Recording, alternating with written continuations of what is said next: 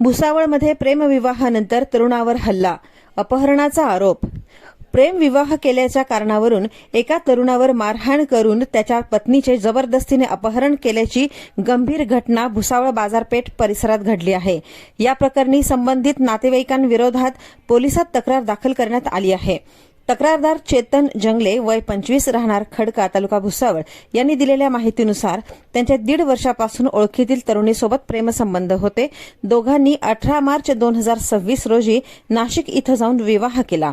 त्यानंतर त्यांनी नातेवाईकांना याची माहिती दिली. 19 मार्च रोजी त्यांनी भुसावळ तालुका पोलीस ठाण्यात विवाहाची माहिती दिल्यानंतर ते आपल्या मामाच्या घरी मुक्कामी होते. 20 मार्च रोजी सकाळी संबंधित तरुणीचे काही नातेवाईक तिथं आले.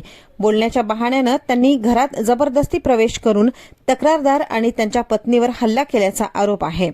आरोपींनी तक्रारदारास मारहाण करून गळा आवळण्याचा प्रयत्न केला. तसंच त्यांना घराबाहेर ओढून नेऊन खांबाला बांधून लोखंडी रॉड तसंच दगडानं मारहाण केली. त्यानंतर मोटरसायकलवरून वेगवेगळ्या ठिकाणी नेत पुन्हा मारहाण करण्यात आली.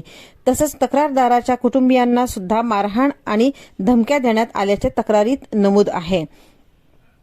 दरम्यान आरोपींनी तक्रारदाराची पत्नी तिच्या इच्छेविरुद्ध जबरदस्तीनं घेऊन गेल्याचा आरोप करण्यात आला आहे. घटनेनंतर जखमी अवस्थेत तक्रारदारांना जळगाव येथील शासकीय रुग्णालयात उपचारासाठी दाखल करण्यात आलं. त्यांचा हात फ्रॅक्चर झाल्याचं डॉक्टरांनी सांगितलंय. या प्रकरणी संबंधित आरोपी आणि इतर 10 ते 12 जणांविरुद्ध भुसावळ बाजारपेठ पोलीस ठाण्यात गुन्हा दाखल करण्यात आलाय. पुढील तपास पोलीस करत आहेत. खानदेश लाईव्हसाठी संतोष शेलोडेसह मी किशोरी राणे.